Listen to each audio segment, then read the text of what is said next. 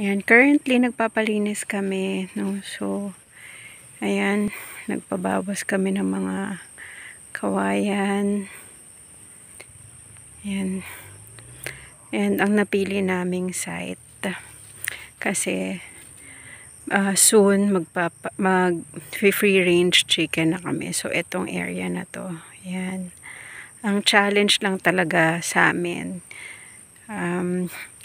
hindi talaga pantay yung lupa. Kaya, medyo hirap kami.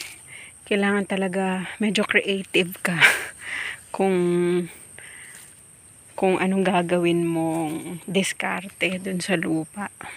Ayan, so, itong area na to, bali palilinisan lang namin yung range niya.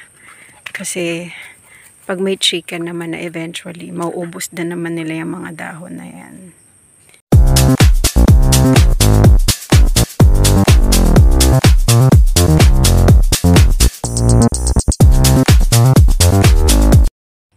Good morning!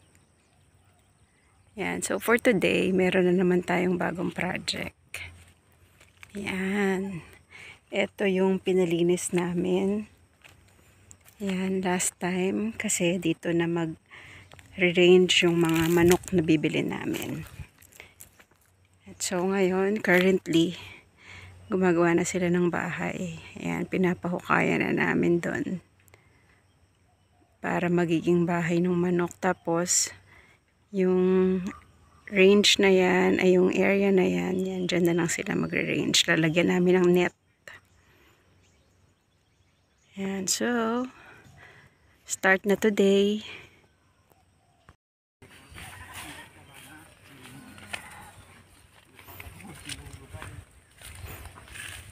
Yan, pamposte. Galing din yan dun sa natumba rito na puno.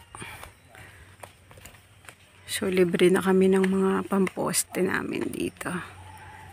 Yan.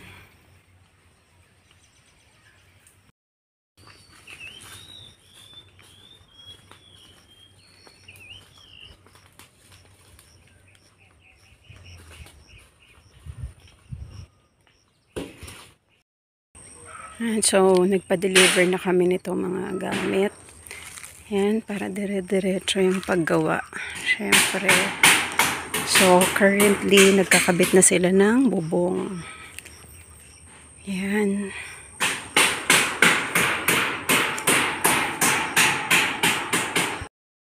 Yan. So, dyan talaga kami nag-decide na ilagay yung bahay ng manok. Kasi nga, shaded yung area na yan. So, syempre, para malilim din, para dun sa ating mga alaga. Yan. Yan. So, naglalagay na sila ng hollow blocks. Yung hollow blocks, hindi na po namin yan papasemento. Kasi, in the event na gusto naming tanggalin dyan, ilipat yung kulungan, at least, madali na siya tanggalin. Yan, so natapos na nila yung bubong. Tapos, ito pong mga poste na to. Yan. Galing lang din yan dito sa farm, sa loob ng farm. Yung mga kinat na paper tree kasi natumba na rin naman. Yan. So, libre na yung poste namin.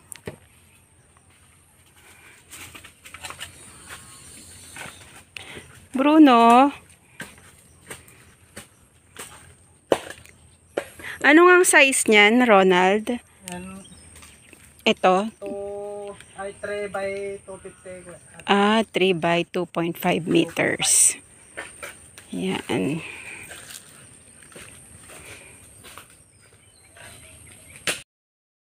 Yan. Tapos, ang pinangharang na lang ito, mga kawayan. Yan. I-check na natin yung pinapagawa naming bahay ng manok. Ayan na siya. Taran! Yan, puntahan natin.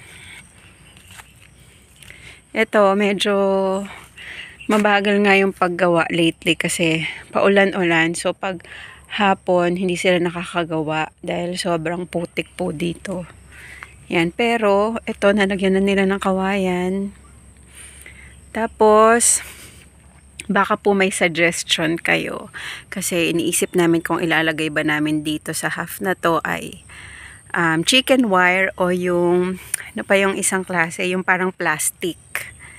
Yan, so ano po ba ang matibay? Anong mas matibay, tsaka mas recommended na ilagay dyan. Pero, dito sa side na to, yung magiging pintuan, I mean yung magiging harap niya, eto, napalagyan na namin ng pinto. Ayan.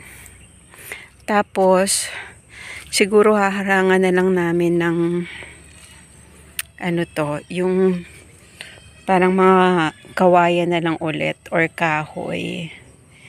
Yan, dito para pag nilagay namin yung ipa, hindi siya lalabas.